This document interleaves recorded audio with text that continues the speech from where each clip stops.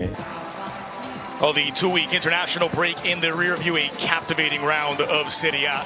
Straight ahead, the Calcio returns in the home of the league leaders, Napoli. The Stadio Diego Maradona, where Napoli dreaming of a first Scudetto since the days when the great late Maradona was captaining the side.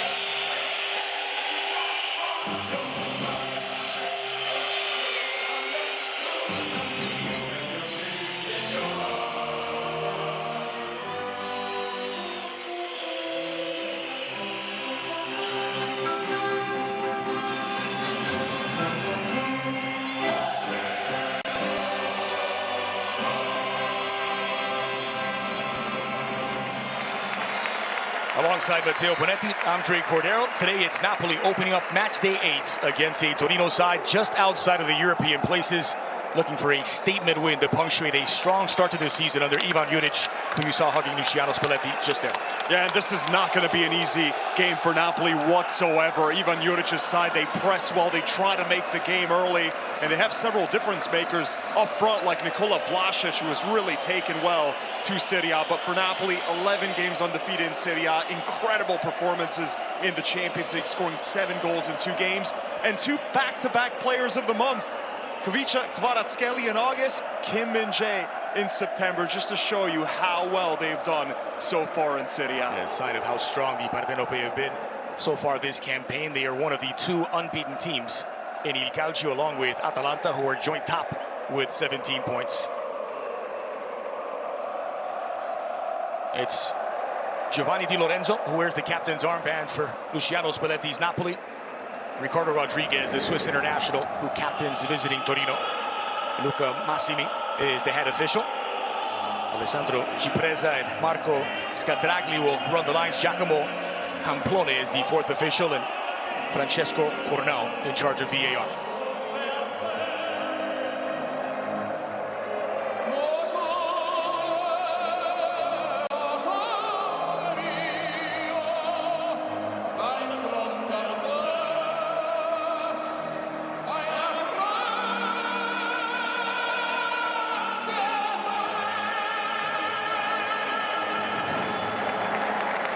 Well, Napoli have been hitting the operatic high notes in the early season. This will be a real test of their Scudetto credentials straight off of the international break. And what a sweet moment it has been for the attacking tandem of Kvara and Raspadori. As you mentioned, Matteo Kvara, the Player of the Month honors last month. Min-jae taking it this time out. And Napoli now look to hit the ground running in search of a 12th straight game without defeat.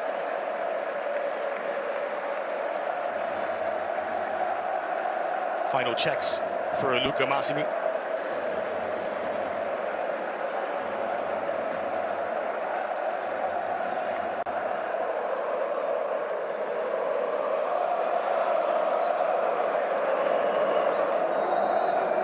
Well, the ball rolls in Naples. Serie A's match day 8 underway. And Napoli coming off of a statement victory over Milan. It ended the Rossoneri's 22-match unbeaten run in Serie A, while extending their own to 11. One more would match their longest unbeaten run under Luciano Spalletti. He was 12 at the start of last season. Lobotka. Kvara. Lobotka was in behind, but needs options streaking into the area. Zielinski. And it's how well this midfield trio have done. They complement each other so well. Lobotka sitting deep in the hole right in front of the defense. Samuel Gisa can do the box-to-box, and Zielinski's so good at getting forward. Hardly missed Fabian Ruiz at this point. Who? So Napoli not able to bring it down. It's Mario Rui. Something Napoli do so well. They win the ball back in the opposition's half. Start to build the attack as close to goal as possible. It's clipped over the top by Raspadori. It's cleaned up by Rodriguez. Point time challenge, that time by Rahmani, and he's whistled for it. And you'll see different sorts of runs with Raspadori starting instead of either Osimhen, who's been injured, or Simeone. Raspadori likes to come short. He wants the ball played at his feet. It's Luciano Spalletti. It's a big part of the reason why people are believing in this Napoli team. It's 2-time Serie A Coach of the Year. Plenty of experience, plenty of belief in his team at the moment. Well, how ridiculous do those odds look now from the summer? Napoli were the 5th team in terms of chances to win the Scudetto, 25-1. Season that began with Spalletti trying to calm down fans who were shouting at him. Yeah, exactly, but those last few weeks of the summer transfer market adding some really key depth. Of course, the likes of Simeone, Raspadori, and Dombele in the midfield. They do have depth in every position. And it's how quickly these new players that have come from smaller leagues have gelled. I mean, Minje from Turkey, Kvara was from the Georgian League to the Champions League. There's Ivan Juric, a fiery manager of Il Toro. Has them currently 9th place, 2 points outside of the European places. Looking to get back on track after a strong start. It was back-to-back losses at Inter and against Sassuolo before the international break. It's the first time they'd lost 2 straight in about a year, since October 2021. So having his pressure from the home side. And Giza pokes it loose, dispossessing Miranchuk. Looking to spring the quick counter, it's Politano. Oh, sent away by Alessandro Buongiorno. What you'll notice from Torino under Ivan Juric, relentless press. They try to make the game dirty. Last season had more fouls than anyone in the league. It's given away by Anguissa, taken back by Minje. It's presented with the September Player of the Month honor before kickoff. It's just underneath Raspadori, who's having a sweet moment, both domestically and internationally. Yeah, 2 goals in 2 matches for Italy. 1 against Hungary, 1 against England. Scored 1 in Serie A with Napoli. Rodriguez. Vanya. There's 3 central defenders in front of Vanya, Milinkovic-Savic, Gigi, Buongiorno, and Rodriguez. 4 across the midfield with Singo, Lukic, Linetti, and Lazzaro. Well, Nikola Vlasic, who's been one of the revelations of the early season, is alongside Miranchuk in support of Sanabria. Minje is so aggressive. Almost capitalized his September Player of the Month award with that goal-clearing tackle against Milan in the final seconds. But he just brings everything that Kalidou Koulibaly brought, the pace, the aggression, the incredible aerial ability. And a couple of goals. Yeah, those don't hurt. Lazzaro.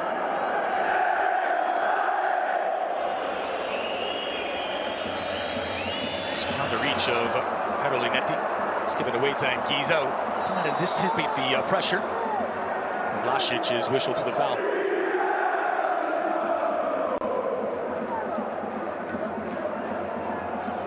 Just catching Zambo Anguissa, who is one of the few starters for Napoli who's well rested, having not featured and not traveled for Cameroon. And a lot of the positives for Torino will have to be through the feet of Nikola Vlasic, who's been their best player so far. Not a bad idea by Kvara, but Gigi was well aware.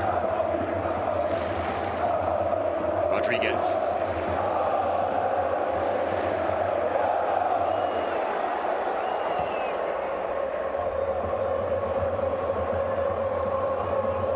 Settled neatly by Lubaka, who's tripped up from behind. Player who has been the metronome for this Napoli side. Maybe the unsung hero of the early season, Stanislav Lobotka.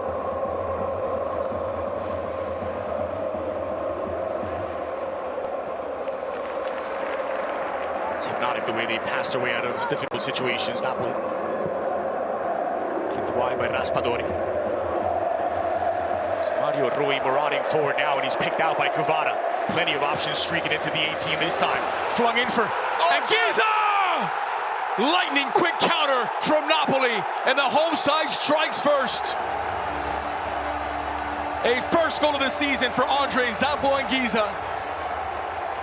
And Torino hardly know what hit them. What a beautiful attack this was down the left-hand side. Kvara playing that slip-through ball to Mario Rui, who had a few steps on Singo. Torino's right wing back right here. Look at Singo trailing. He was caught high up the field. Gigi's marking Kvara, and that frees up Mario Rui. He's got all the time in the world to measure this cross. It's far too easy down this side. takes 2 looks up, sees exactly where the run's coming from in the midfield, and it is the taller Anguissa making the run right down the middle. He's got to step on his marker, and talk about a pinpoint glancing header. Buongiorno, not the greatest attempt to put any pressure on Anguissa to just put him off the header. What a start for Napoli. Well, the league leaders picking up where they left off. It took just 6 minutes to find the breakthrough, and it's a first career Serie A goal for Anguissa. I was about to say before, if Singo gets caught high up the pitch, it's going to be Kvara who really is going to have a pace advantage against Gigi, but it was actually Mario Rui exploiting that space. And it was started by Rui winning that aerial duel with Gigi. Only about a 7-inch difference, by the way, between the two. He's all 5'6", Mario Rui. 8-inch difference. Singo.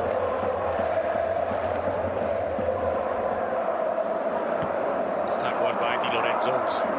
Able to find Politano. It's Rodriguez who anticipated well.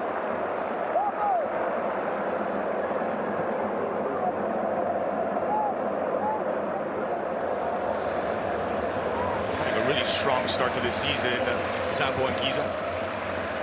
Yeah, he's playing the best football of his career. The kind that he was before he joined Fulham, who clearly didn't really know what to do with him. Rodriguez.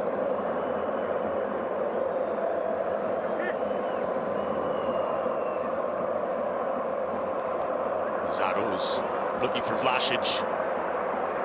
Slabaka, one of the things he does so well for Napoli under pressure, and he how good is that? Can dribble by 2 or 3 to relieve that pressure. Stays in front of Vlasic, the presence of mind, the awareness when he's on the ball, never to panic. He never just clears the ball away. He's so good in those tight areas, just taking an extra step, confident in his abilities just to keep possession. And he's talking about comparisons, looked like a mini Marco Verratti, hasn't he? Similar stature, similar play style as well, with his vision and his composure on the ball. Seen him with his dribbling just draw that pressure in from Torino daring players to try and get stuck in, and inevitably ends up finding an open teammate somewhere in the midfield. Strong from Kvara, challenged by Gigi. This is reminding me of the kind of marking that Kvara got at San Siro against Milan. If you remember that game, Calabria was all over him, and Kvara drew 3 yellow cards, a penalty.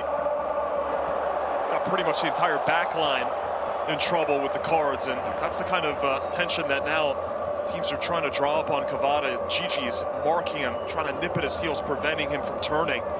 So you're seeing opposition managers really game planning to try to take Kvara out of the game. That's the kind of danger that he brings. It's some respect only a month into the season. Ruined the Serie A debut of U.S. international Serginho Dest.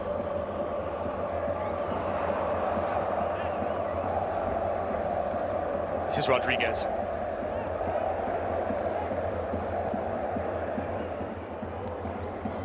Minutes gone at the Stadio Maradona.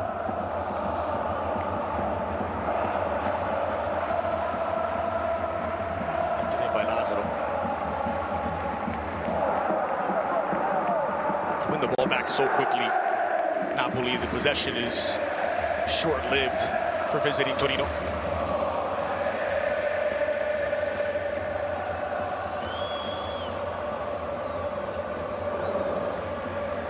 Mario Rui. Just have not let Torino get any sort of possession, especially in Napoli's half of the field. So good at taking care of the ball. And especially with a team like...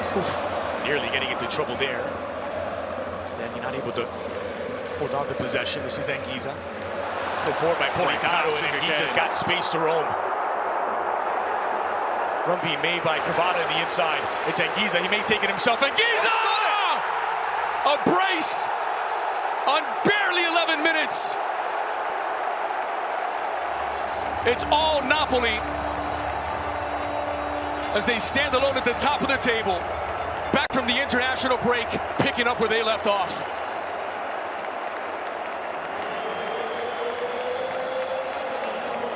Sensational football once again. What a ball that was over the top to find Anguissa. Look at this give and go here. Politano, simple chip over the top. Anguissa's got to step on Buongiorno, the Torino center back who found himself all the way in Napoli's half. And here it's all about the run from Cavada. Everyone's expecting Anguissa to square that ball for the Georgian winger. Cavada makes the run in front of his marker. But Anguissa says, you know what, from this position, one-on-one against the keeper, I'm just gonna blast it as hard as I can. Bottom corner, right under Milinkovic. Milinkovic probably expecting Anguissa to go across goal, but really everyone was thinking he was gonna square for the winger. That's the kind of selfishness you actually want to see from Anguissa. It was the right choice, and Napoli are flying. 32 games total he's played in Serie A before today. Zambo Anguissa, he had yet to score in league play. He's got 2 goals inside of 12 minutes. And Napoli alone at the top of the table, 3 points clear of Atalanta provisionally. It's a single. Not enough to thread the needle for Milan Shuk, who's not in a position to receive. And once again, Torino's press, they're committing bodies forward. Twice now they've gotten hurt. One time it was Singo who was caught high up. The other time, Buongiorno, the defender. Pass that is out of the back to find Raspadori. Just slicing through this Torino press far too easy. Pressure intensifying from Torino, and this time to good effect. Lozano. Didn't see Politano hiding in the tall grass. Zielinski. Rui spotted the run of Piotr Zielinski. It's well covered. It was Lukic scrambled all the way back. So many times you'll see Anguissa and Anguissa and Zielinski being the 2 center midfielders who make those forward runs. Such a great understanding with Lobotka sitting. Just the offensive ability as well that they can offer. That last run by Zielinski, great understanding. Minetti under pressure from Raspadori, who's come a long way back to press effectively. Politano, nicely disguised pass to find Di Lorenzo. Oh, it was an instinctive switch, but well read by Singo. Challenges Mario Rui. Really put Gigi in a tough spot.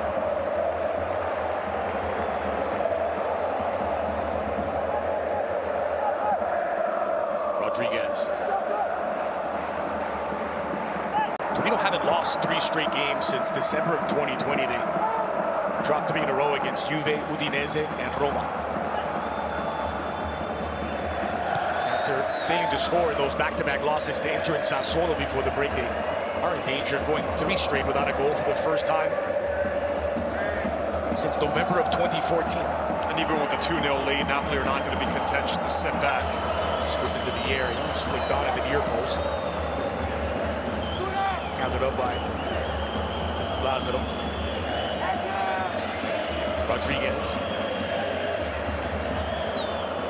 Quarter of an hour played in Naples. And Napoli are flying. Lukic.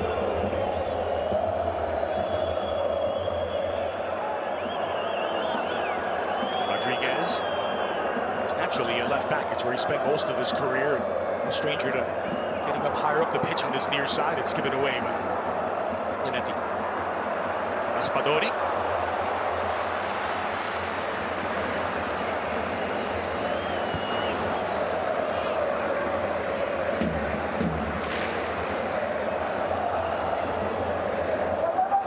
Sasha Lukic.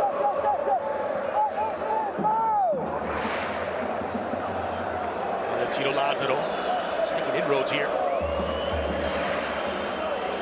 Vlasic is promising for Itoro. Into by Rahmani.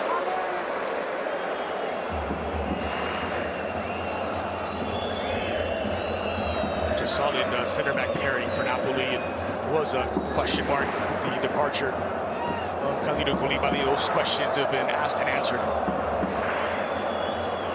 Vlasic. Back and Anguissa was there to cover.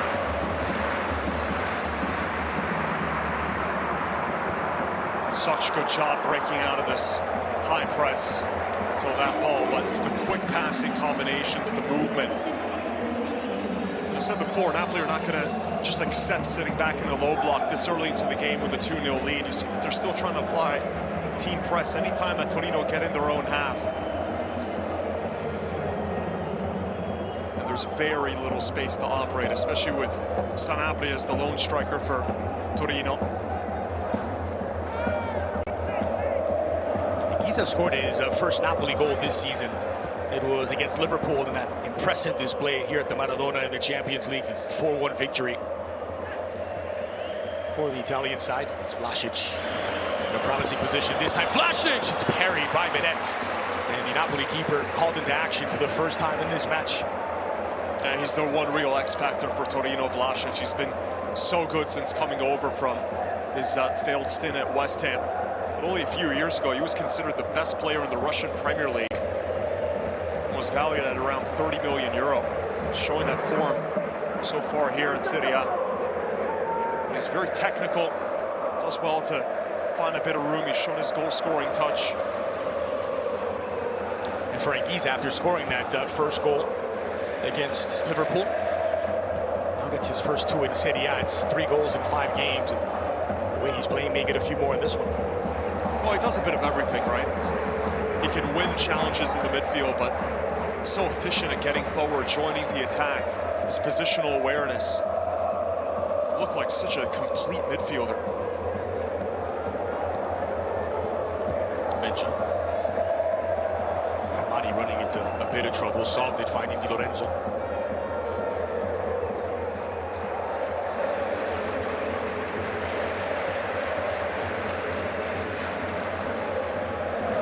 Alex Meret with 3 clean sheets already in 7 match days. He's trying to find Giza, who was well marked, and somehow that ball squirts through for Kvara. He's waiting for support. It's Kvaratskhelia. Politano. Raspadori. No trouble for Vanya this time. Strikers have to have short memories, and he's shown us in the last couple of weeks he does. He's not having a particularly strong game. Was it against Sassuolo before the break? And yeah, and then he scores a late game winner. And Raspadori might not be the quickest in a straight line, so you're probably not going to play the ball over the top to him like you would in Osimhen or a Simeone. But when he does have possession inside the box, when it's played to his feet, he's really good at just having that shifty nature, creating a bit of space for himself and firing off a shot. Strong from Leneni, maybe too strong or too aggressive for the referee's liking. And Vlasic starting to show some signs of discontent. Another player who's been really good this season, Alex Meret, who heard all the rumors. Keylor Navas is coming over. After Ospina, they want to find a new starter. But Meret's been given the chance. The deal never materialized in the end. Costa Rican keeper, and Meret's really done well and really shown the ability to repay the confidence that's now been put into him by Luciano Spalletti. Especially in the game against Liverpool in the Champions League, by far the biggest game of Meret's career. Looked up to the task.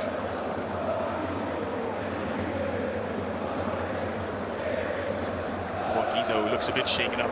For Napoli now, it's 8 first-half goals in 8 matches, the most of any team in Serie A. So take a look at Giza's second. Buongiorno laboring to get back. And he's looking the entire time for Kvara. He's coming towards him. You expect the ball to be squared, but from that position, yes, it's a tight angle.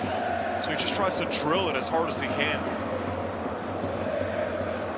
The bad news for Rodriguez. And so take a look at the first Giza goal. The bad news for Torino and Ivan Juric. 3 games in which they've conceded first this season. All 3 were losses, including those last 2 matches before the break.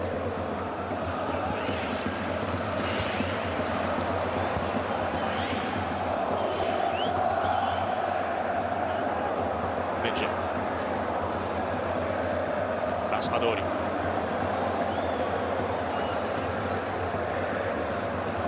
Mario Rui. Really developing that chemistry with Kvara out wide. It's laid off neatly. Gigi has the wheels to get there. Yeah, and in fairness, Gigi's done well a few times just staying in front of Cavada. He's looked quick enough to deal with the Georgian winger. So that through ball hasn't been that effective for Cavada, but he's already hurt Torino in other ways, setting up the ball that led to the assist. Pass forward to Mario Rui.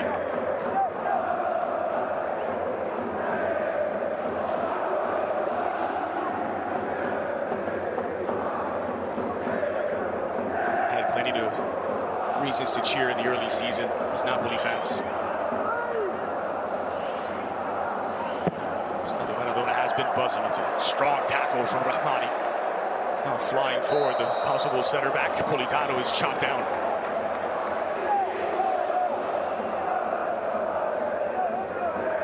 Exciting times, Andres, to be a Napoli fan. It's a much younger team than last season, really built for the future, but without the hiccups or stutters that you would see from something quite the sort of a rebuild. And the depth of Napoli, particularly in front, because we haven't mentioned the fact that Victor Osimhen continues to be sidelined with an injury. Last season, that was and would have been a major problem. This year, not one, but two capable backups in Raspadori and Chito Simeone. Last season, you would have had to deal with Andrea Petagna. What are you trying to say? I'm trying to say that there's an upgrade now with Raspadori and Simeone, Andres. Politano is looking for Minje, who is a threat in the air. Just trying to clarify. So.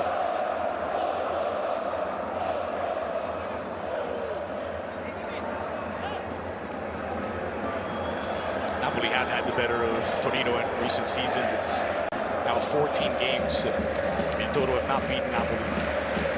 All that time they've mustered up just 4 points. They've lost each of the last 3. Last season it was a clean sweep for Napoli. A couple of 1-0 wins both here and in Turin. You have to go back to March of 2015, the last time the Granata beat Napoli, and that was thanks to their then captain Camille Click, a 1-0 victory in Turin. Single goes down.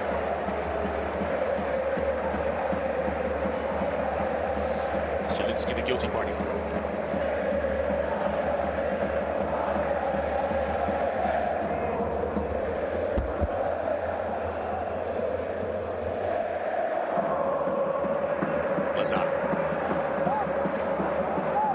Maybe the first foot that Anguissa has stepped wrong all game.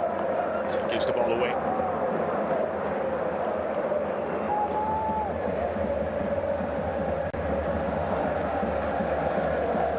Rodriguez. It's a testament to Napoli's pressure, the number of times that Torino have been forced to play it back to their goalkeeper to alleviate the pressure. Yeah, and a few times Torino have been in Napoli's own half and have been forced to play 2 negative balls, one back to the center back, one back to the goalkeeper, just to try to evade this Napoli press, which has come in waves. It's been intelligent so far.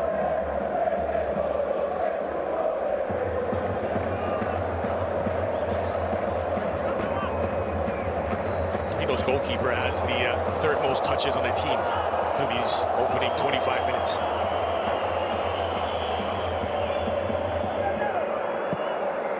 Only Rodriguez and Lukic. Minje.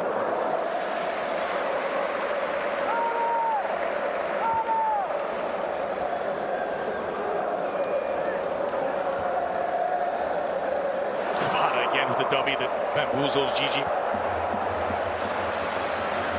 Every time they do challenge in that foot race, Cavada against Gigi, Gigi's there to cover. Yeah, Gigi positionally has done well, always staying in front of the Georgian. This is Vlasic. Napoli quick to transition into defense. Lukic. Linetti.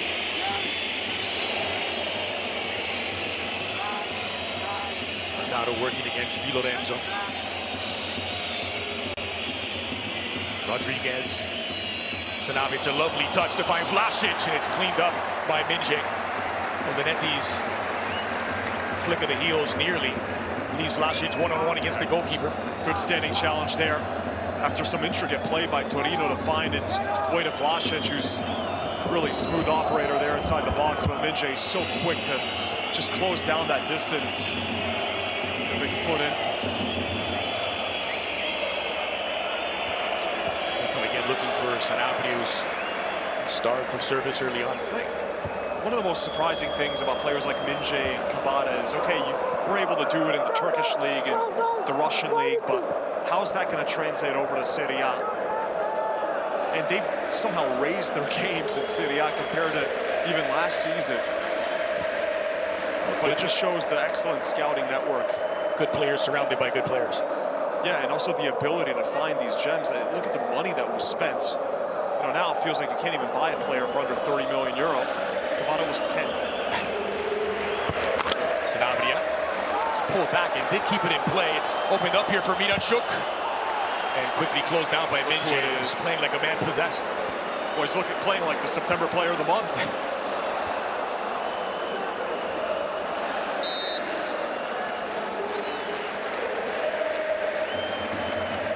Minje.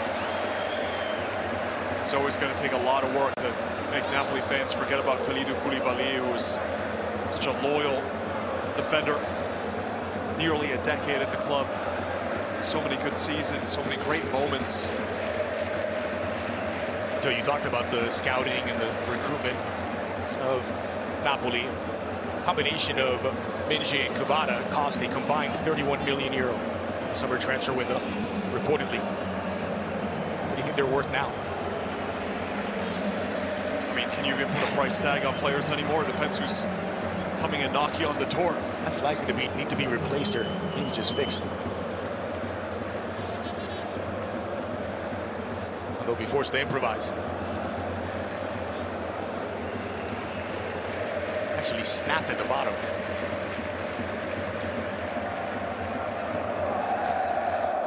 Was it Antonio Cassano who used to kick the flags on purpose and snap them on his own? What a job he's done, though. And it was a project, you know, trying to integrate all these new signings in such a short time, and they were coming in until the last few weeks of the summer transfer window. Remember that scene when he was trying to calm down Napoli fans, telling them that this is football, sadly, you know, losing big players and replenishing them, and those fans aren't screaming at Luciano Spalletti anymore. I remember when I brought it up at the start of the broadcast. Zbigniew. Sometimes I like to reiterate your very good points, Andres. Amplify. You know, I hang on every word that you say. Clearly. Brought down by Lukic.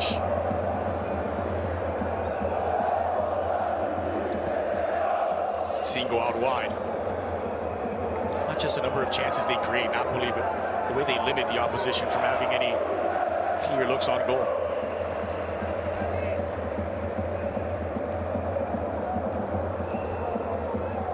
Lazaro. Flies past Di Lorenzo this time. Lazaro pulled back near post. Sanabria. It's just time to redirect. Well, Lazaro's a right-footed player, so I think that Di Lorenzo was expecting him to just cut inside, but instead he bursts to the outside. It's a decent ball here. Looking for Sanabria, who was making a run at that near post. On second look, it appeared to just clip off of Kim Minje.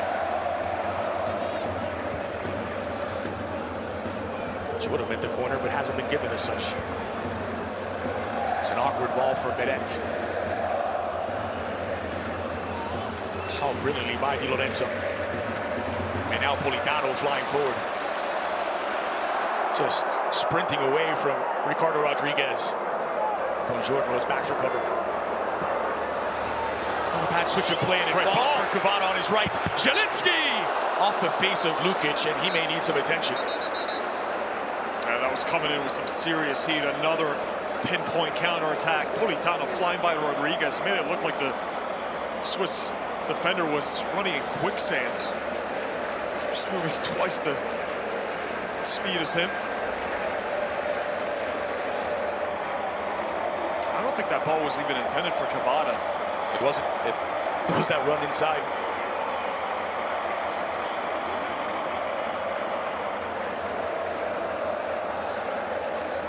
Just over half an hour played at the Stadio Maradona. If you joined us late, it was a quick early brace by Andre Anguissa.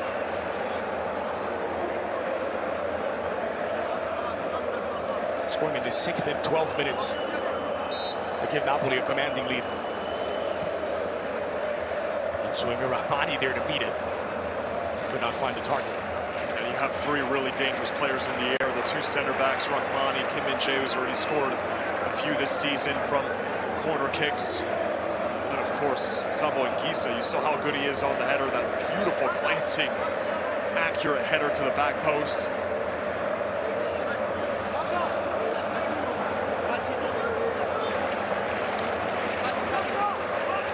It's Politano to deliver.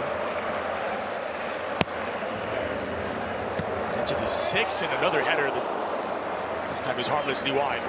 Once again, it's Rahmani who met it. And Milinkovic-Savic, the goalkeeper, was rooted to his spot. All he could do was watch it and hope that it was going to go slightly wide. Not a bad effort here from Rahmani at all. That's only about a foot wide of the mark. Coming into this round, this was the team that scored the most first-half goals against the team that conceded the second fewest. Torino had only given up 1 goal before halftime in any of their previous 6 matches in Serie A this season. And Giza doubled that tally all by himself inside of 12 minutes. And here he is on the ball.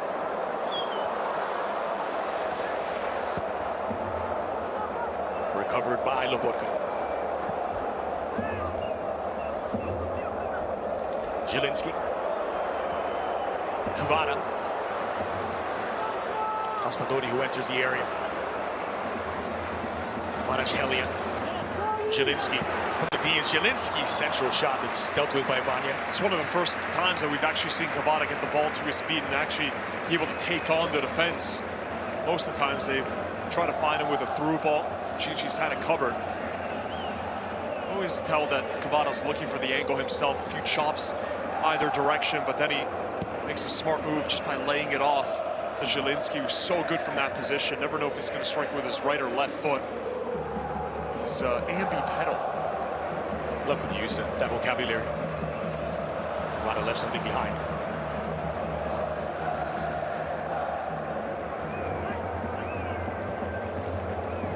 One of Torino's problems this season has been scoring in the opening halves. We're shut out in 4 of their 7 previous. I learned ambi-pedal from you. Every player is 2-footed. They all have 2 feet. I said ambidextrous, and you smartly remind me that that's only with the hands. Yeah, you can't use your hands in football. Venerable and play-by-play commentator Andres Cordero.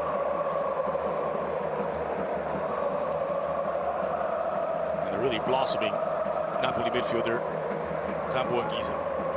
He's not really required to score goals to make a real impact, and if he's adding that to his game now under Spalletti, and he and Napoli are a real threat.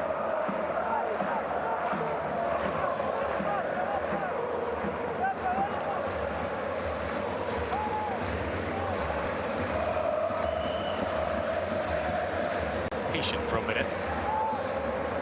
Raffled into the middle, and it's Linetti who wins it. Falls for Vlasic.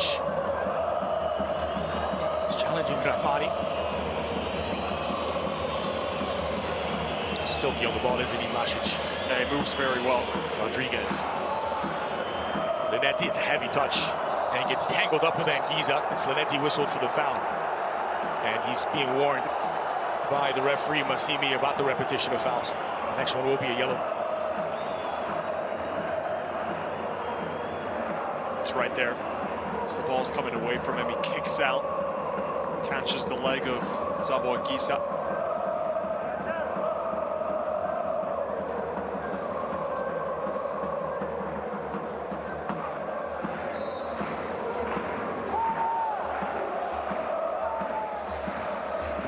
Vlasic is Torino's leader this season in goals, shots on target, and chances created. He is the attacking engine of this Torino side.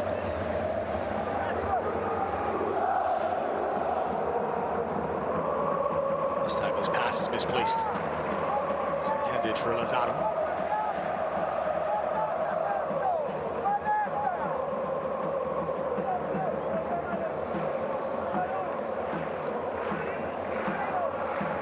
Lorenzo. Bit of an awkward switch, but it's tracked down by Mario Rui.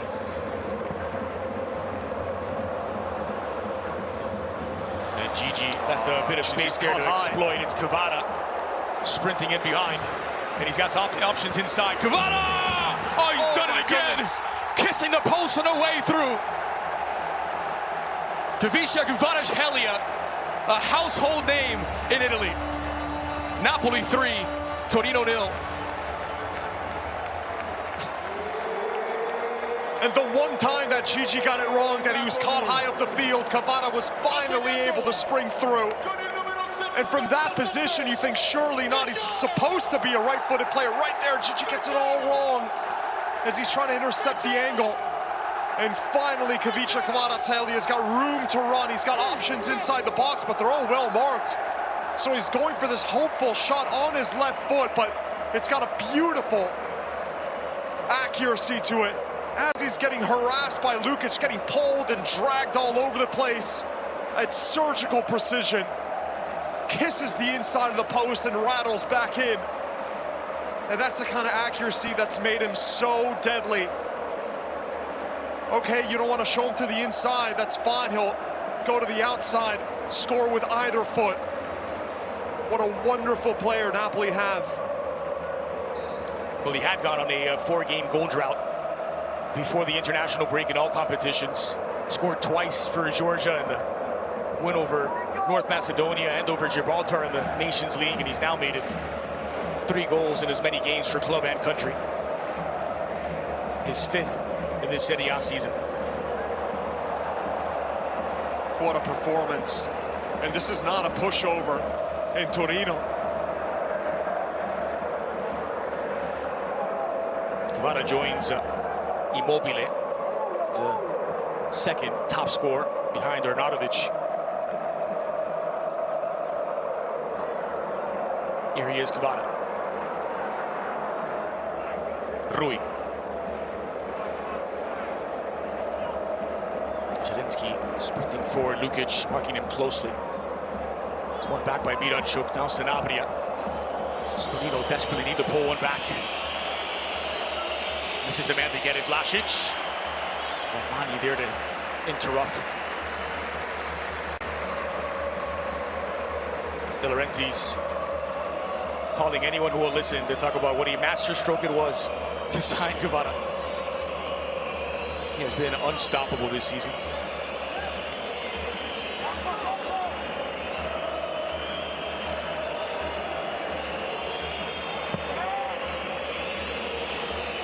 Rodriguez.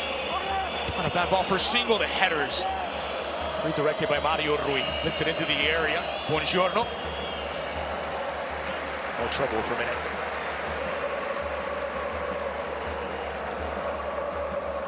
Just 21 years old, the Georgian international Kvara. It's a player we can enjoy for a long time in Serie A.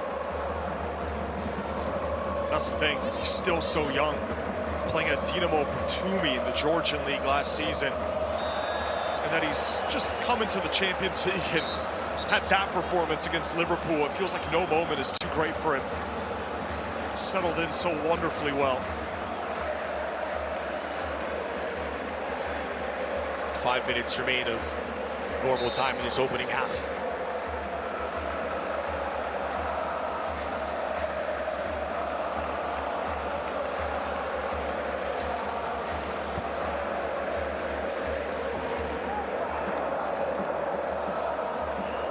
Napoli now looking to extend their 5-game win streak in all competitions to 6. Unbeaten potentially in 12.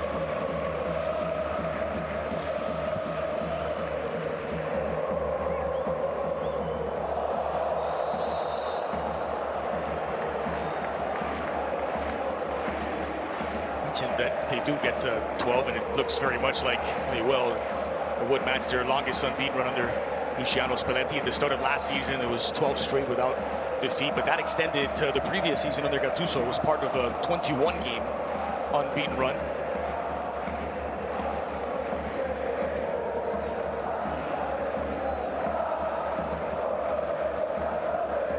Rahmani. Lorenzo Loborca. And Politano mishits it.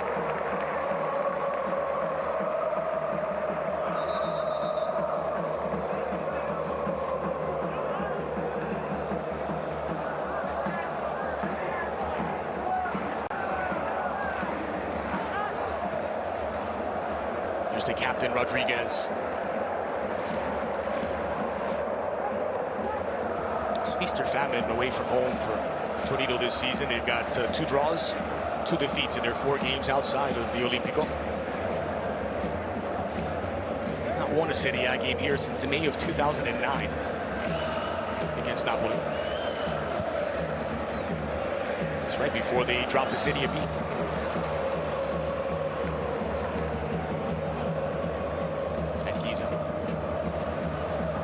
Somehow that ball reaches Raspadori, who finds Politano near side.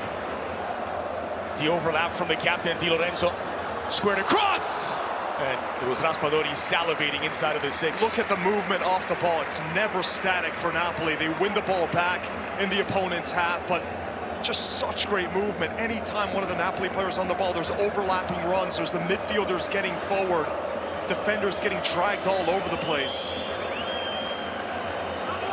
Lazzaro.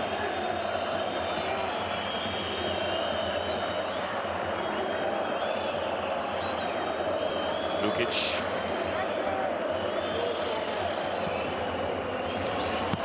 The back post, it was Sanabria. It could still fall for Singo. Sanabria again on his right. Oh, and he got a glove on it, but he could not keep it out. Torino pull one back moments before the halftime break.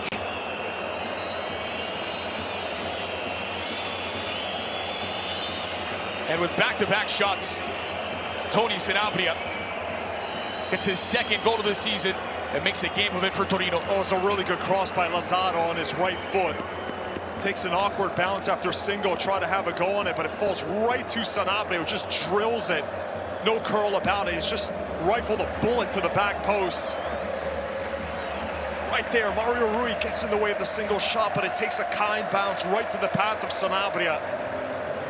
That's the first time that something didn't go the way of Napoli in this game. And you wonder if Medet should have done more to keep that out. He's put both gloves on. Yeah, that's fair. He's coming in with a lot of heat.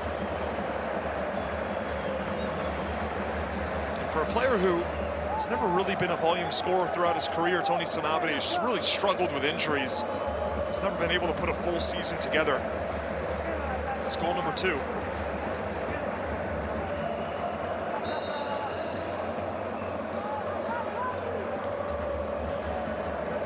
It's rare that you see Napoli unable to clear, giving Torino 3 chances inside of the 18, and Torino capitalize.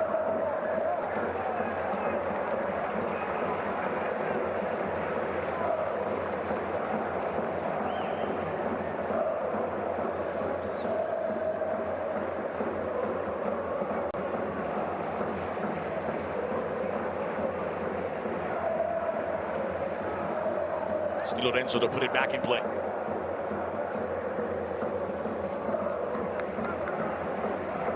Remains Napoli ball. They'll have another throw deep in Torino territory. 2 minutes added on. Will play until at least the end of the 47th. Politano. It's harassed by Ricardo Rodriguez and Vlasic. His last touch by Politano.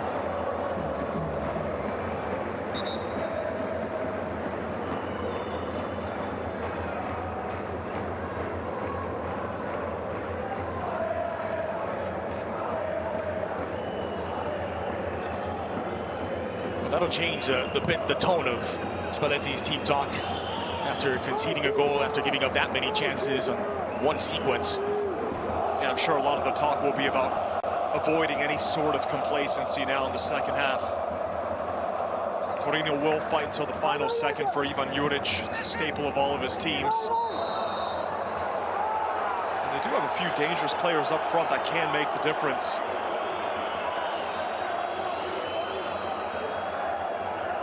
Zielinski, who's a little shaken up. And then challenged by Lukic. The only other goal for Sanabria this season was back on match day 1 as Torino won away to newly promoted Monza. 2-1. Today's goal ends a 6-game goal drought. Here's Rodriguez. It's a good moment for Torino. Their best moment of the match, flighted in, and again flicked on just wide. Sanabria nearly got a second. Wow. That would have made things very interesting heading into the half. Back-to-back golden chances now for Torino in the last 2 minutes. What a ball this was from Vlasic. A difficult glancing header as well. That was a pretty tight angle that Sanabria had. Here's a look at the shot, and you're right. Looking at it from that position, Meret has to do better. It wasn't as angled as I thought initially. That's one where if you get the hands on it, you have to have the strength to be able to push it wide. That's more on Meret. Well, Torino certainly grew into the match, but early on it was a lightning quick brace from Zambo and Giza, who scored in the 6th and 12th. Kvara made it 3 before Sanabria pulled one back. We're back with more after this.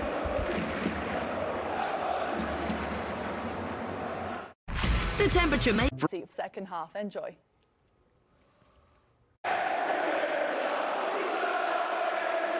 Thank you, Poppy. There's a look at Giovanni Cholito Simeone, who's having a wonderful start to his Napoli spell.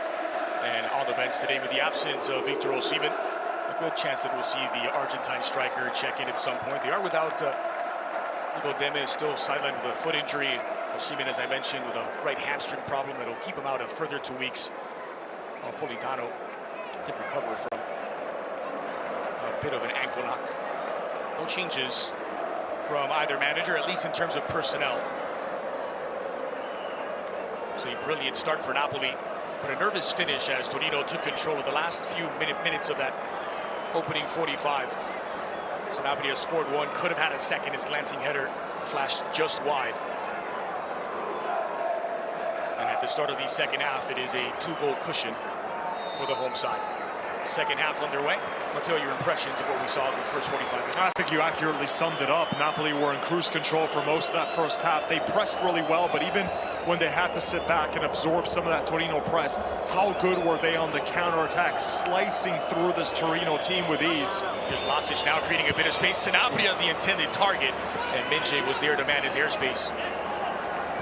To the back post, and two early crosses in, looking for the Paraguayan Sanabria. And this one flashes wide of Minet's goal. Yeah, and this is what we saw in the last few minutes of that first half, right, as you rightly pointed out. 2 chances, one that went in, second one that narrowly missed for Torino, showing a little bit of life finally. But in that first half, just an unbelievable performance from the likes of Zambo and Giza, and even Kvaratskhelia. The first time that he was actually able to free himself of the shackles of his marker, he was so good with that finish to the back post on his quote-unquote weaker left foot. Shook, swinger, back post, Minet punching it out of the air. Goal bound by Gigi.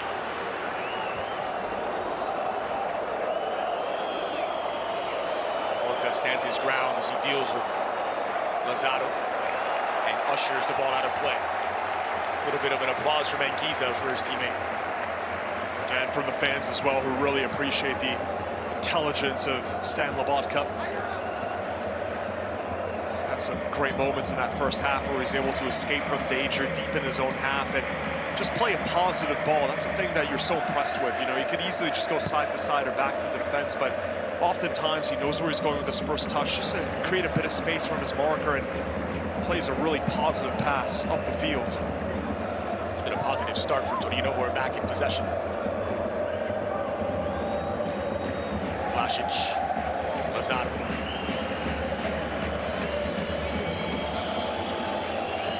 Lifted in by Vlasic.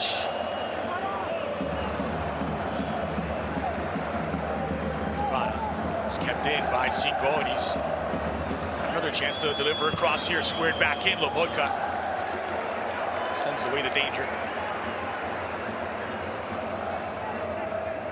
Torino are sensing something here in the Napoli defense, and those crosses are starting to prove a real threat.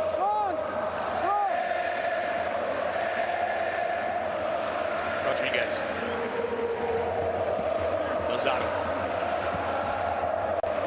Sanabria out wide this time, tracked wide by Minje. That could be a chance to exploit crosses into the area for Torino as Giza wins that individual battle.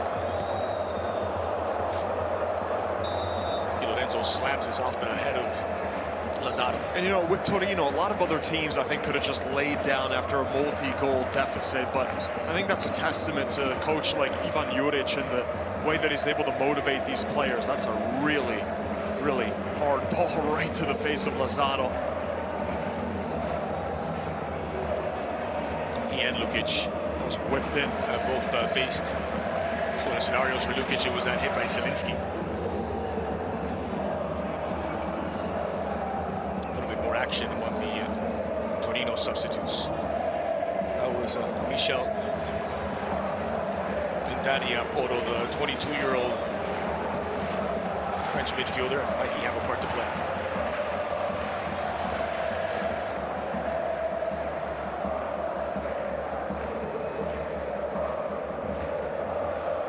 Napoli had a season-low 9 shots against Milan in the win before the international break. They had 7 shots alone in just the opening half in this match, but it's been all Torino since the restart.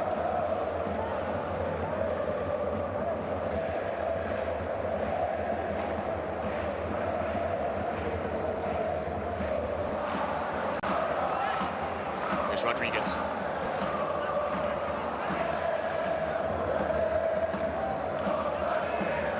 To reset all the way back to Milinkovic-Savic. And just to give you an idea of how different this start of the second half has been. First half, we saw Torino make most of their passes in that direction as Napoli's pressure was forcing them back.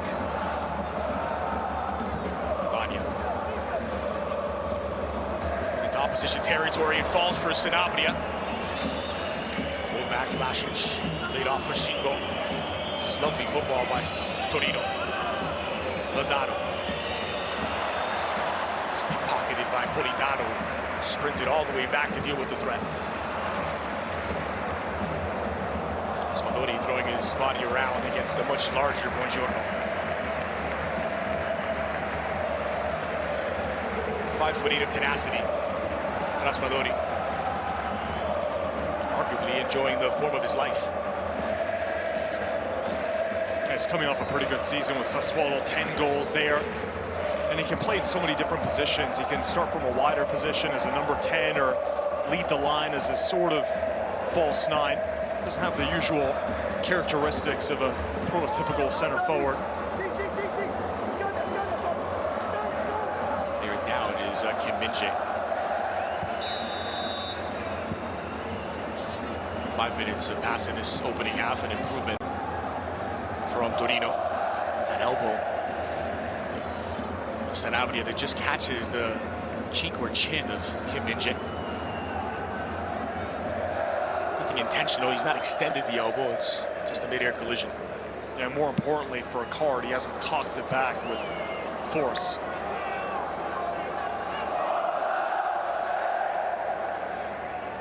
What a season he's having.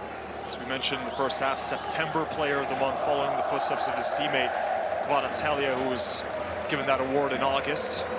And the like-for-like replacement for Koulibaly. He's playing as good as Koulibaly did. Let's be honest, just the wonderful mix of aerial prowess, pace for such a big man at 6'3", aggression, and a reading of the game that's normally reserved for much more experienced players, but 25 years old, he's just entering his prime as a center back, and he's not looked out of place in the Champions League or against some of the best in Serie A. So I think a complete package as well, right? Because really it's not just the athleticism, it's also, as you mentioned, how he reads the game. His passing has been solid. Deals with absolutely everything in the air. Zengiza.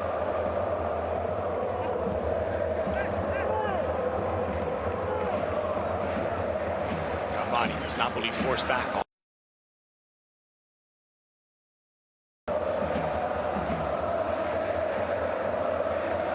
Zielinski recovers. Here's Kvara. Kvaratskhelia. Raspadori against the world. Raspadori taking it himself. A deflection off of Buongiorno. Takes all of his sting off of it. Remember, the Italian media made comparisons to a young Kun Agüero in the play style of Raspadori. He's got a similar build, and he's very shifty in possession, technical player.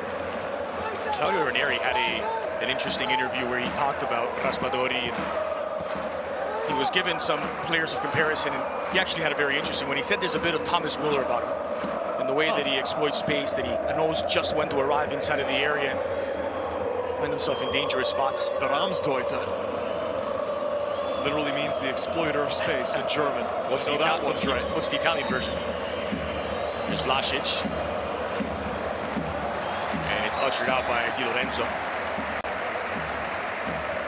Get a bit of ambi pedal, a bit of Ramsdeuter for your morning espresso, wherever you're enjoying this action. I know that all the Napoli fan clubs across the country are going absolutely berserk. Still waiting for the Italian term for space investigator.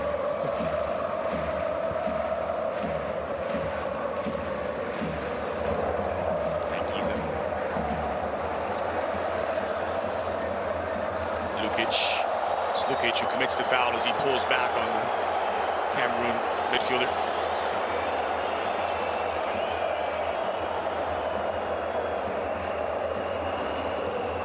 Seems to be playing with a real sense of joy these days, Anguissa. Not to make any comparisons with other big teams, but you see it in the way that Napoli even drop back, the press that they still show, the fun that they're having on the ball, the way that they're all working collectively under Luciano Spalletti. And if we have to name names, you see on a different side in a team like Juventus that drops back and everyone's static. And such a big difference. Here's Politano, took a bump off Rodriguez and continues to get forward. Politano turns his marker inside out and nearly sneaks it into the bottom corner. What a goal that would have been. Oh, that is his bread and butter, starting from that right position, cutting onto his left foot, and look at how close that was. It actually clips the post, the outside of it. Another former Sassuolo player. Just victimizes the Torino captain, Ricardo Rodriguez. Yeah, Rodriguez a few times today has really struggled with pace. Never been the quickest fullback. He's been eventually shifted to one of the three center backs. He's got a good left foot, Rodriguez, but remember that being a really big problem when he was a Milan player. He'd really struggle with quick wingers going at him. Anguissa. Di Lorenzo.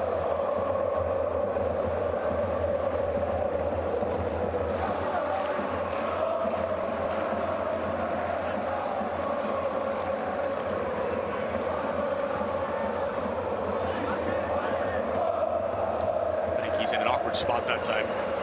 Napoli captain Di Lorenzo assaulted him. Put Meret in an awkward spot and back pass straight into the center of the goal. Never really been known for his distribution. It's one of the reasons why I think Ospina ultimately won the job from him under previous managers. He's better with the ball at his feet, especially to play in this Napoli style where oftentimes the goalkeeper is really given a lot of responsibility on the ball, to receive the ball from the defenders, to play it short. It's a brilliant switch of play for Zielinski, brought down expertly. It's Raspadori in the area, trying to work his way through, and goes down with a bit of contact. Referee in a good spot to see it, and saw nothing wrong. It seems like it was an obstruction. Let's see if Lukic moved into the path of Raspadori, or if it was the Napoli player just going into.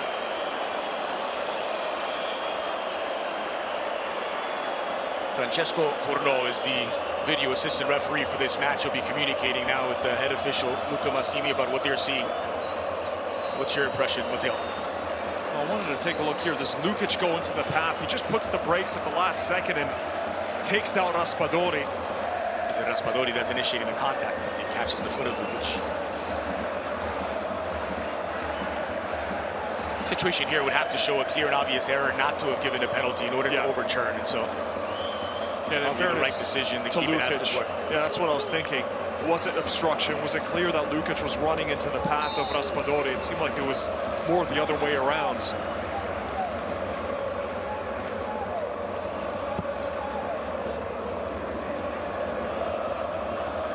Strong header from Midget. As we tick toward the hour mark, it remains Napoli 3, Torino 1, and improved Torino in this second half. Disparity of fouls in this game. 11 fouls committed by Torino, just 2 by Napoli. It's not a surprise. Anguissa has been on the receiving end of 5 of those 11 fouls. Remember that Torino was the team with the most fouls in Serie A last season. Just to show you the kind of style that they played under Juric. This season, the second most behind only Verona. Mario Rui. They do a good job of trying to take the beauty out of the game on the defensive end, Torino. Napoli doing their part to put it back in. It's Politano. And Rodriguez is going to need a moment. Not sure Napoli will give it to him. And Vinci will play it out.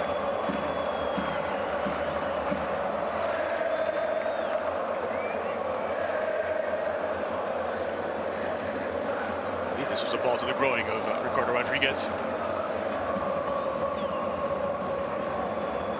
Look away. Oh. Yeah, no color commentary needed for that. It's a bit of a gratuitous slow motion replay, but we'll take it. Yeah, the director really trying to give us every angle of that. I think we got the point the first time around.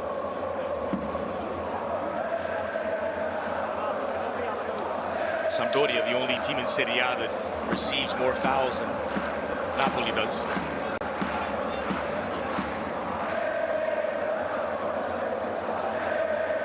Restart via drop ball. Fair play from Napoli.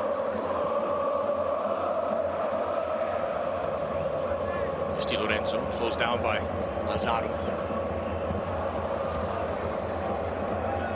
Pressure applied by Torino, a little bit more effective in this second half than it translated into goals. Lazaro skips past the challenge of Laborca, slipped into the heart of the area. Miranchuk knocking it down. Sanabria with his back to goal. Lazaro again, and skies the effort. Lazaro's been pretty lively. He's asking for a corner kick now, but that's 3 times now that I've counted Lazaro getting his way out wide there on the left and creating room. He sent good balls in. Remember, Lazaro was once a player that was scouted by Inter, never worked for him there, but he had the reputation of being a really good dribbler as a wingback. He is still in the books at Inter. He played 6 games with the Nerazzurri, and he's now on loan with an option to buy in Torino. Singo. He's been playing within himself in this match. Singo, and Politano wins this one back. That's one way to take Cavada out of the game. You just bowl him over completely. And Giza. All 3 center backs of Torino were back to deal with the counter. And Buongiorno's won a throw for Il Toro. Raspadori needing some attention as an hour has been played at the Maradona. What a start it was for Napoli, and particularly for Frank Anguissa, who scored a brace inside of 12 minutes, his first 2 Serie A goals. It was Cavada who made it 3-0 in the 37th before a strong surge of chances from Torino late in the opening half resulted in Sanabria pulling one back in the 43rd. Second half has been much more even.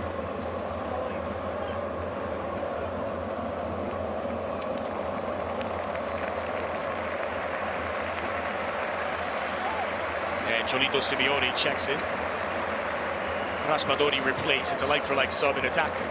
But now more of a reference point at that 9 spot for Martello. Yeah, what a difference going from Osimhen to Petagna to Osimhen to Raspadori and Simeone. That's 3 players for 1 role. It's great depth to have, especially playing in 3 different competitions. Another one of those late summer signings, Tanguy and Ndombele, who we covered often in Ligue 1, and we saw the kind of player that he can be when everything is working around him, and especially when he's motivated. There was questions about that when he was at Tottenham.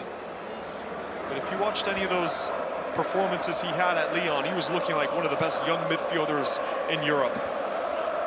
So Zielinski is replaced by Ndombele, and Simeone steps in for Raspadori. He's got a good record against Torino. Cholito scored 6 goals against Il Toro so far in Serie A. It's his 2nd favorite target behind only Lazio. Right, he had to his tally tonight.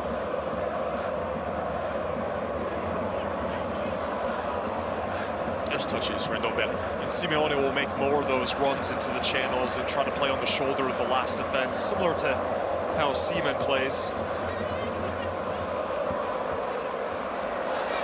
Kill from Cavada. Ndombele using his body well to win it from Singo. Kvaratskhelia against Gigi, inviting him to dance. It's Cavada. He squeezes the cross in. So quick. The quick feet that he has for being a winger that's 6'1".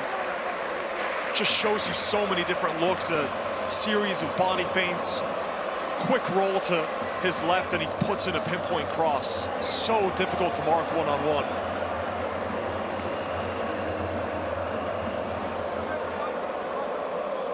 Third corner kick of the match for Napoli. Mario Rui outswinger to the heart of the area. It's still loose. Di Lorenzo with an awkward header. Goal was there for the taking. He could not put it on goal. I think Di Lorenzo was trying to square it for Simeone. Could have gone for goal himself.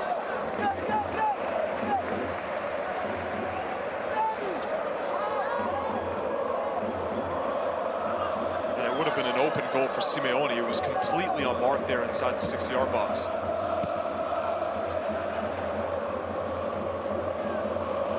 It's cleaned up by Lobotka, who pokes it loose of Vlasic. Simeone trying to knock it down for Cuvada. That tangled up with Buongiorno.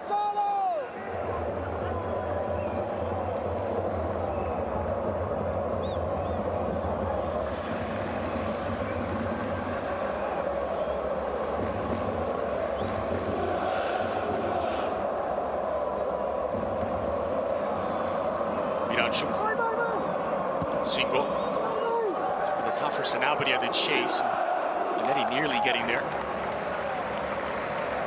Dealt with by the Napoli defense. It'll lead to a corner kick.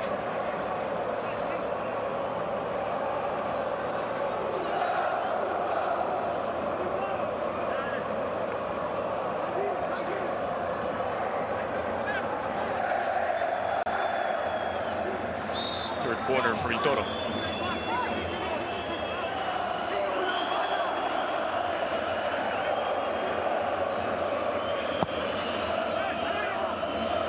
Delivery. Di Lorenzo watches it go across the mouth of goal. Scooped up by Menet. Well, clearly he saw a mismatch he wanted to exploit, but the execution lacking from the Napoli goalkeeper. Miranchuk.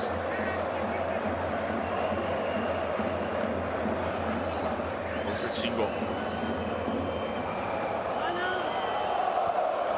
Shook again, Lobotka did interrupt only momentarily. Politano throwing his body in the way. Lazaro lifted into the edge of the 6. Torino continue to apply the pressure. There's plenty of football left to be played in this. Napoli do have a 2-goal cushion. Lazaro gets in behind. Goes down by Lobotka, squared in, not on the same page with Vlasic. It's Sanabria, who's blocked by Minge.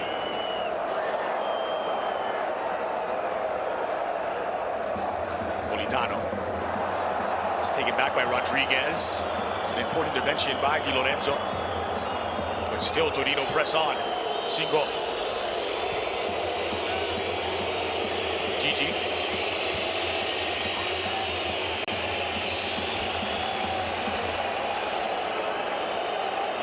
It's not just the Napoli players feeling the pressure, the crowd is as well, and their whistles ringing out across the Maradona Stadium as Torino continue to make themselves at home.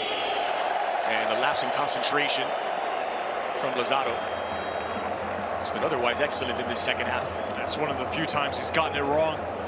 This could be a problem for Politano as Radonjic gets ready to check in for Torino, the first substitution made by Ivan Juric. The warning sign as well for Napoli. This is a very good player coming on. Radonjic, one of the big summer signings, another attacking midfield player. Normally we've seen him and Vlasic, but it just offers Torino another outlet that can show that individual talent. So Politano will be replaced. Hopefully just a precaution.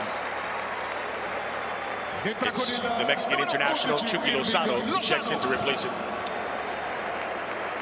It's been a bit of a tough start for Lozano. Hasn't really been on the same page as some of the other players who have exploded. I still think that Lozano's playing not in his best position, and he's been pretty unlucky. He comes over as predominantly a left-sided winger. Well, you're not going to get much time with Lorenzo Insigne, and you're definitely not going to get much time now with Kavicek Kvaratskhelia to play in the position where you were scoring goals for fun in the Dutch Eredivisie.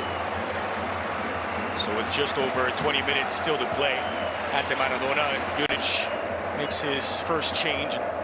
Nemanja Radonjic, the Serbian, checks in for the Russian Miranchuk. Another skillful dribbler. The knock on Radonjic throughout his career has been the end product. He's so good at creating room, but once he finally finds it, whether it's a shot or his last pass, it sometimes can be inconsistent. But if he puts it all together, he's exceptionally dangerous. Passes are starting to look a little slack from Napoli, and Torino are enjoying more possession as a result of it.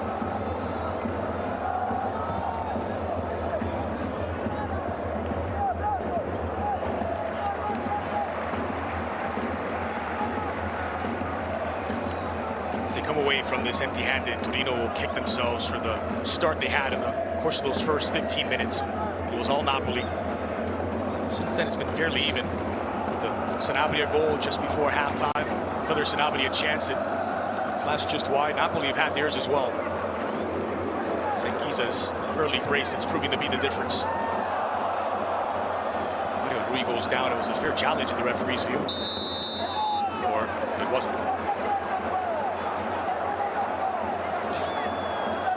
Ivan Juric is losing his mind right now. So you pick up the yellow card. It's something we obviously cannot translate. Singo, first player to pick up a yellow in this match. Yeah, just the studs that caught the boot of Mario Rui as they were both reaching in. It's good officiating from Luca Massimi, who was waiting to see if the advantage would develop for Napoli. Once it didn't, he whistled it back.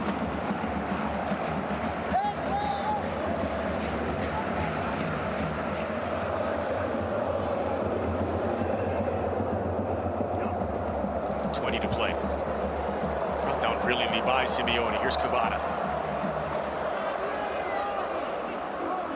Doesn't carry the ball, he caresses it. Kvara. Lovely link up between Giza and Dombele, and deserved a better finish. Dombele is so confident in those long distance shots. He's scored some screamers throughout his career. But there he did have better options, especially a run from Simeone down the middle.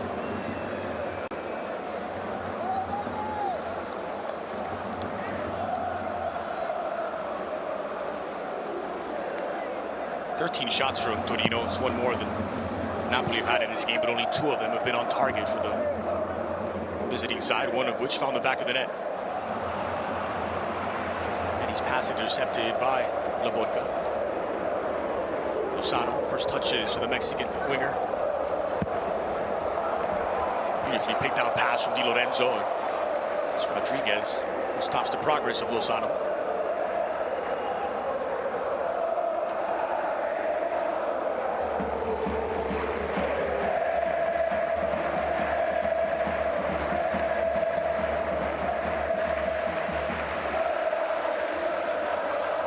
Double substitution being lined up now by Ivan Juric, including the Nigerian fullback Ola Aina. Yeah, and I wonder if it'll be a like-for-like for Singo, who just picked up a yellow card. That'll be the one that makes the most sense.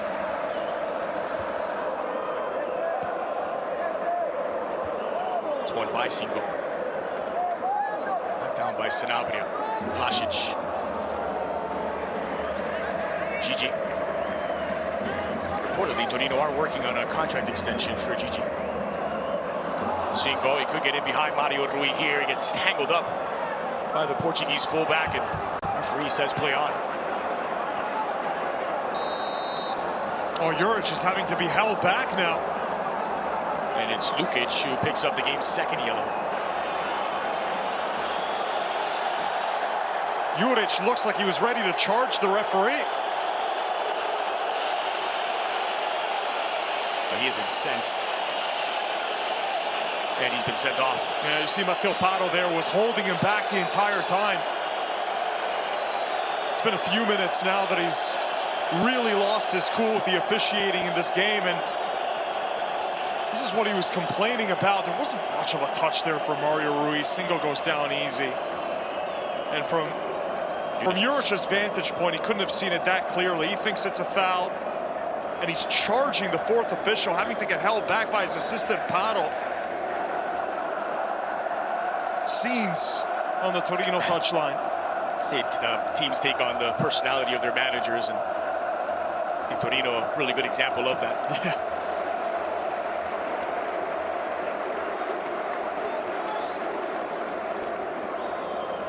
It looked like a dive to me.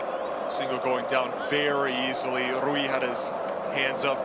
Wasn't much contact. So substitutions will be made now, and it's Dopo and Aina checking in. Dopo, a 22-year-old homegrown product of Torino. Not a bad surname to have in Italy, Adolfo. And Ola Aina. So changes on the wings for Torino.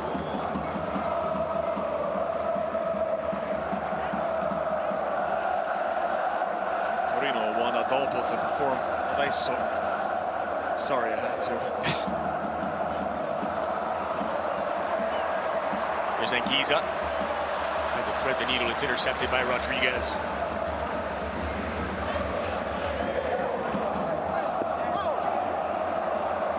Does well this time. 1v1 challenge with Sanabria. It's a third red card given out by this referee this season.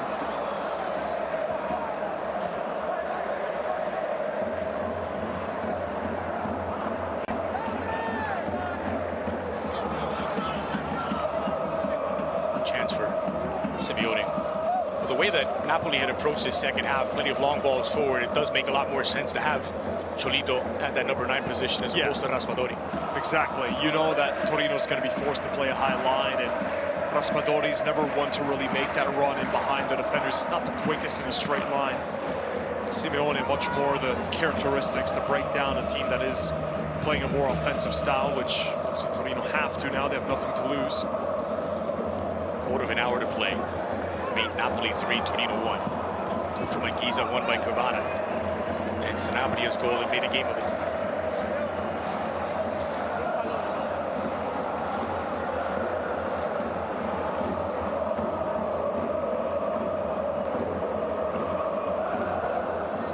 So Dopo stepped into the middle in place of Lukic, who had been booked. Single stayed on, but now opposite of Aina. If there might have been a bit of tired legs by Valentino Lozano, because he had been causing problems for Napoli's defense out wide, and he's replaced by the fresh legs of Ola Aina, the former Chelsea and Fulham player. It's not a bad replacement either.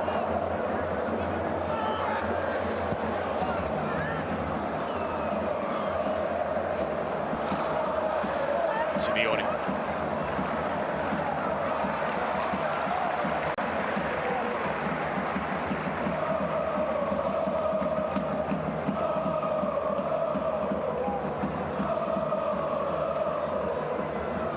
Already 219 Serie A appearances for Cholito Simeone.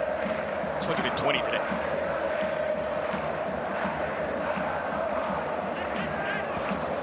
Rui. He did well to get that ball to Lozano. Still Lorenzo, who's gotten there, trying to clip it in. Rodriguez intercepts.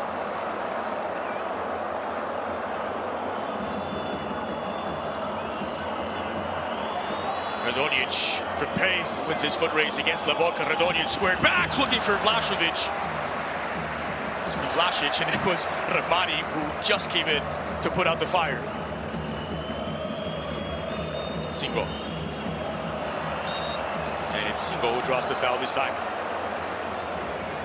Vlahovic wouldn't be a bad hybrid player, would he? Sprinkle a little bit of douche on Vlahovic. That was a great move, though, by Radonjic, the fresh legs, and he just outpaced Laboca easily. Well, if it was a dive by Singo in that play that led Juric to charge the fourth official, could have run into some trouble because he already had the yellow. I think that's where the referee will show a bit of leniency. The second yellow doesn't have the same weight as the first, does it? should.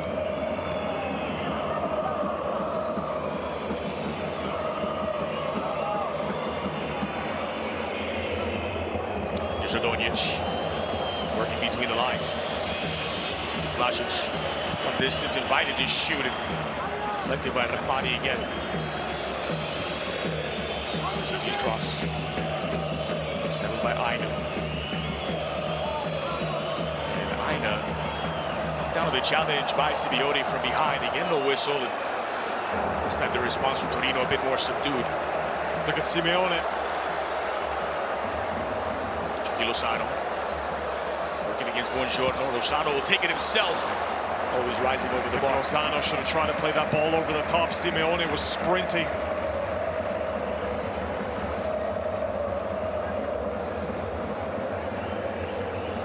Not a great angle to take the shot on. He's trying to find a bit of room. I think he just waited a bit too long on the ball.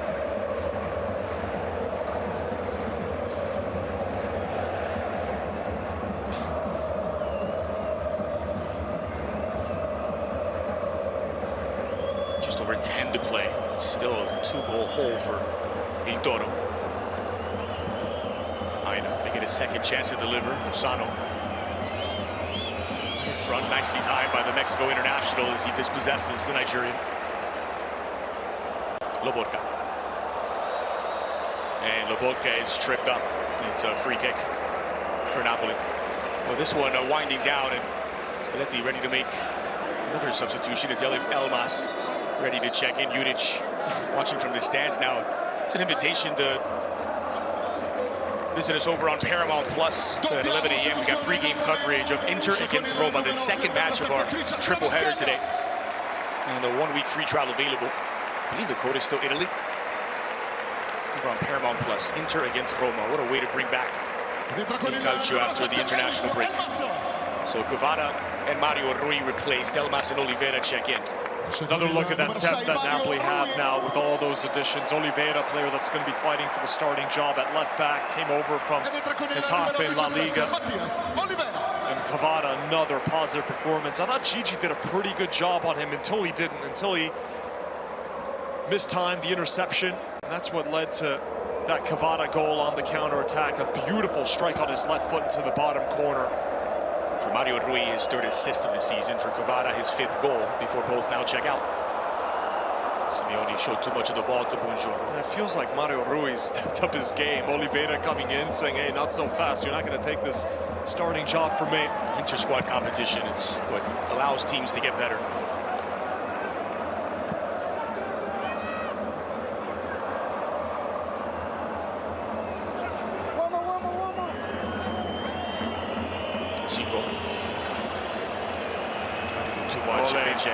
Beautiful. Doing just enough. Puts on the Jets and then the back heel. That's the kind of moves that you do when you're the player of the month, when you're riding this wave of confidence. A lot of defenders there maybe would have panicked, would have just booted it out for a throw-in, but not Minje. Shoulders back, going about his business. Rodriguez.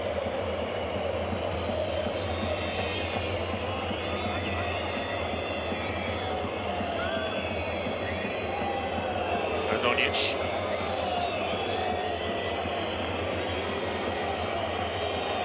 Aina. He's done well to get away from Lozano this time. Ola Aina. Delivered back post, but overcooked. And 3 options inside of the 18. Overhit all of them.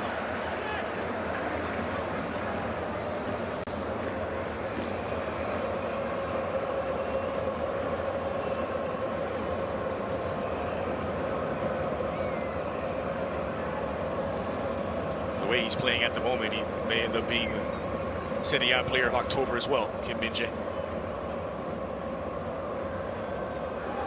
I know it sounds maybe a bit outlandish, but Min-jae is playing at the highest levels that we've seen from Koulibaly, the player that he was supposed to replace. I don't think anyone expected it, first of all, at all. Respecting the sample size, right? The amount of time that Koulibaly did it for Napoli, season in, season out, versus the brilliant start of the South Korea international. And it just goes to show you how special this young defender has been so quickly settling in. Radonjic.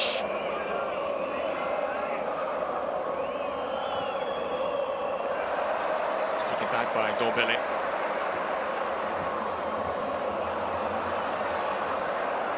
Cleaned up by Buongiorno, stepping forward just in time.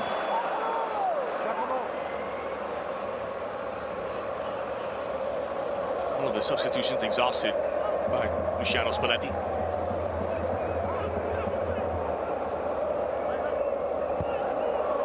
And Lukic is in behind here. Napoli could be in trouble. Pulled back for Vlasic. Laid off and parried by Minet. A stinging hit. Central perhaps. Solonic.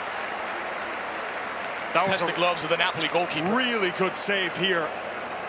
Nice awareness there from Vlasic on the layoff, waiting for his attacking partner to show up in the right space. That was a smart pullback as well from Lukic. So Napoli was well marked.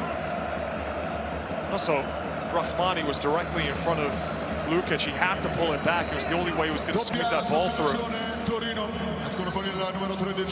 So Rodriguez will be replaced by Per Schuurs, the Dutch center back. And Jan Karamo will make his season debut, the now 24-year-old ex-Parma, ex-Interman, stepping in to replace Wilfried Singo.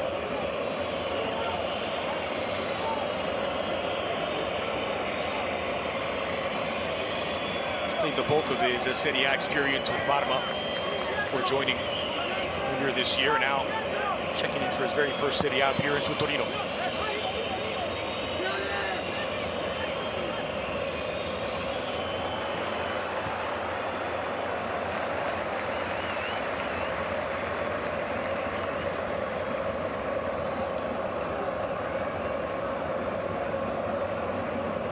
Does it feel as though Torino maybe deserved a bit more out of this second half? They've managed to level the playing field. There hasn't been just game management from Napoli, taking their foot off the gas a bit.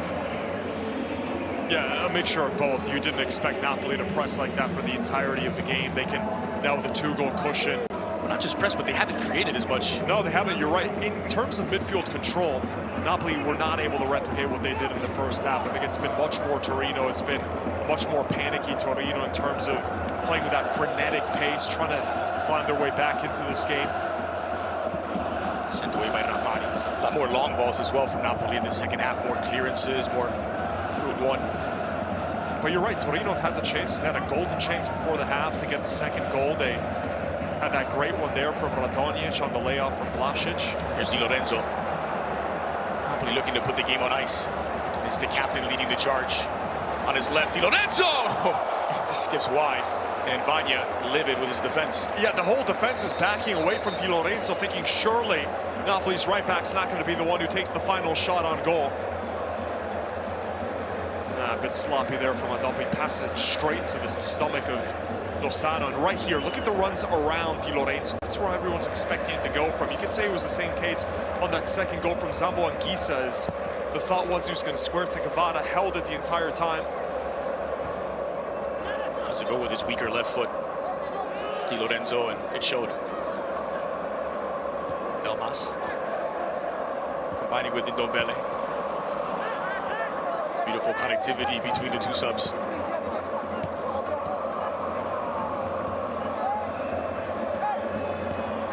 Kept in by Elmas, or was it?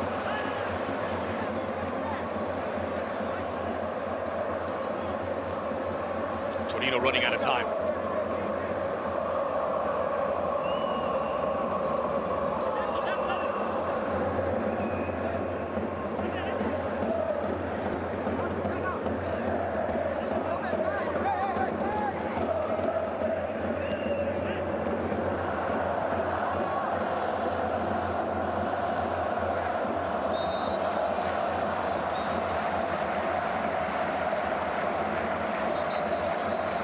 Out of the final 3 minutes.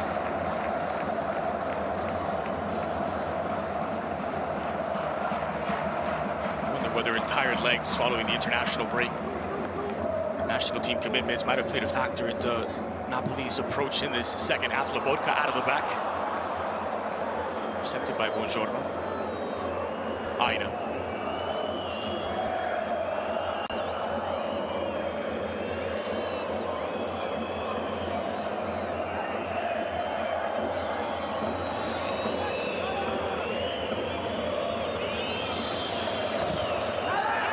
just able to get there, and he's won a corner for Il Toro. Quick burst of pace. Jan Kanemo. Anyone who saw him at Inter saw the flashes, the dribbling, the quickness. Just has not been able to put it all together. He's a decent impact sub, though, for Juric to throw on in situational moments, especially when he needs to really give a different kind of spark for down a goal or two. Did ricochet back off of Carlo.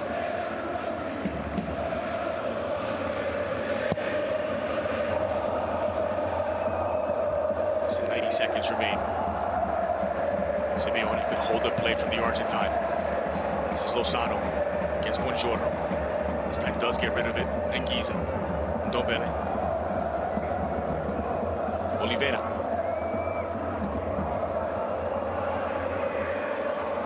Starter on the Uruguay national team headed to the World Cup. Matias Oliveira, more of a defensive option than Mario Rui. Their approach to that left back position, as you pointed out in the first half, seems to have lit a fire under the Portuguese. Here's Oliveira now. Lozano in a more central position, takes it himself, and Vanya had to get a glove on it, tips it over the bar. Oh, that looked like a fantastic finish. That was just dipping at the final moment. I think that was going under the crossbar. Here's another look at it. Yeah, that might have just come off the crossbar, but Milinkovic obviously couldn't take any chances. Great hit from Lozano. A wonderful save in response. Oh, he was a prolific goal scorer at PSV before he joined. 18 goal seasons. Mostly as a left winger, though, cutting onto his right foot. He had it on his favorite foot there. It's driven in by Di Lorenzo. It's a poor delivery. Giza. He's feeling himself.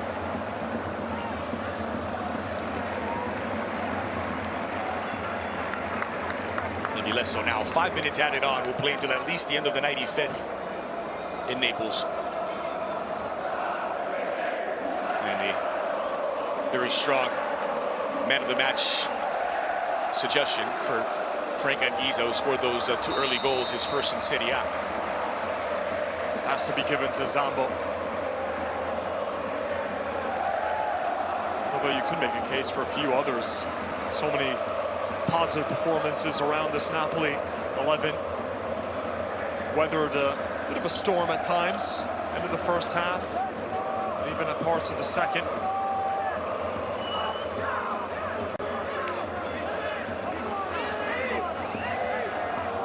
So it's Elmas to take the free kick.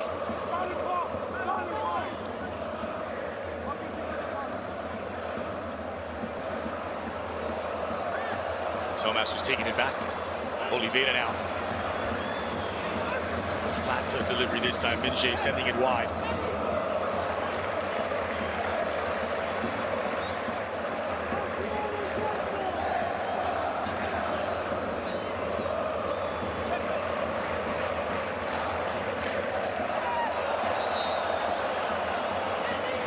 Flags come up.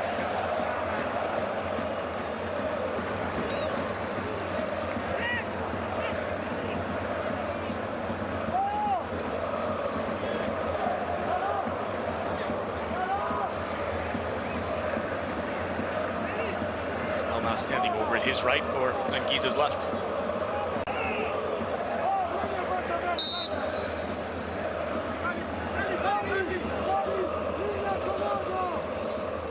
Napoli preferring to milk the clock, the burden of proof on Torino, trail by 2. All but certain to lose a 3rd straight.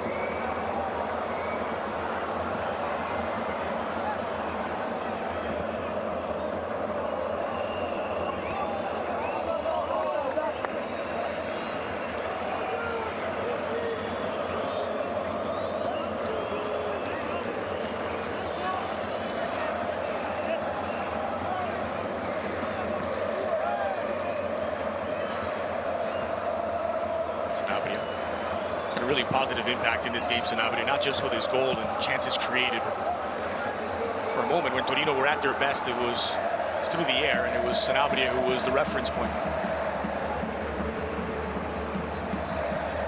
Giorno. It's taken back by Ndombele. Napoli now just look to starve the opposition of the ball.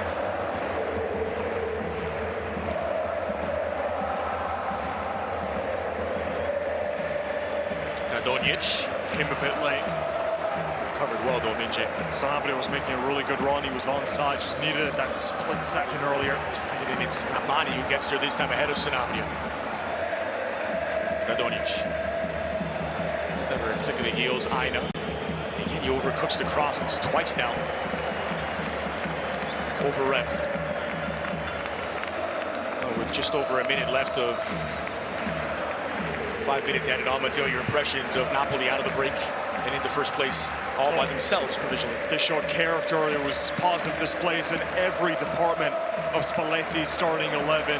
Just look at the work that the midfield did. Lobotka really setting the tone, and Gisa and Zielinski both getting forward. The individual brilliance of Kvara once again tapping into the depth with no Osimhen, no problem. You can still play Raspadori or Simeone. And then, of course, that defense, that partnership of Rahmani and Kim that have gelled so quickly together to put Napoli provisionally top of the table. This is Aina. Mike Torino get themselves another goal before it's all said and done. It's brilliant from Vlasic. Rahmani recovered well, squeezed the cross in. Who else? Headed away by Oliveira.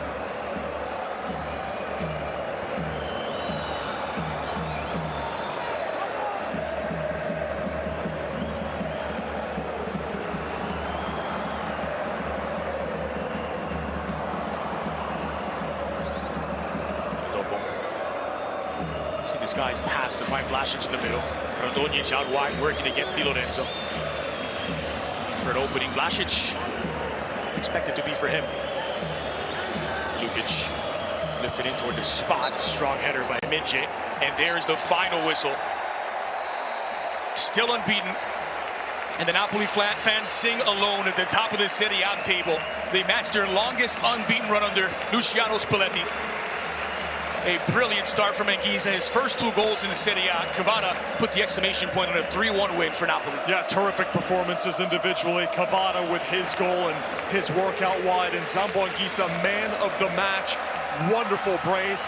A beautiful glancing header. And then, of course, that one-on-one chance that he just buried into that near post in front of Milinkovic. Game in which Ivan Juric was sent off after charging at the 4th official. With about 20 minutes left to play, Torino made a good showing of the second half, particularly at the start, straight out of the halftime team talk. But Spalletti's men still with an unblemished record, 0 losses on this season, and they climb 3 points clear at the top with Atalanta still to play on this match day 8. It's a brilliant return from the international break for the Serie A leaders, and a man of the match performance from Frank Zambo Anguissa with 2 goals in the opening 12. For Torino, it's 3 straight defeats in Serie A for the first time since December of 2020. And this match is their longest winless run against Napoli since the early 1970s. 15 straight without a victory over the Partenope. 11 visits here without a W. And as Napoli celebrate with the home fans who have had plenty to celebrate this season. Their 6th win of the campaign, a couple of draws, 18 goals. Setting the tone in attack and in defense. Napoli, a real threat to the Scudetto. In a game in which Kim Min-jae before kickoff was honored with the Serie A Player of the Match award, an award that's been monopolized by Napoli this season, with Kvara winning it the previous month. It's all Napoli. Well, as they continue their domination over Il Calcio this season, do hop over to Paramount Plus for us. We've got complete coverage of Inter against Roma. Our pregame coverage begins at 11 a.m. And for those of you watching on CBS Sports Network, thanks, as always, for joining us. Match day 8 in Serie A. Up next, it's Inside College Football, Armed Forces Special, presented by USAA. Again, we'll be over on Paramount Plus. Inter Roma coming up next. The final score from the Stadio Maradona is Napoli 3, Torino 1. A couple of goals by Anguissa, one by Kvara, who continues to impress. And Napoli, first place all by themselves.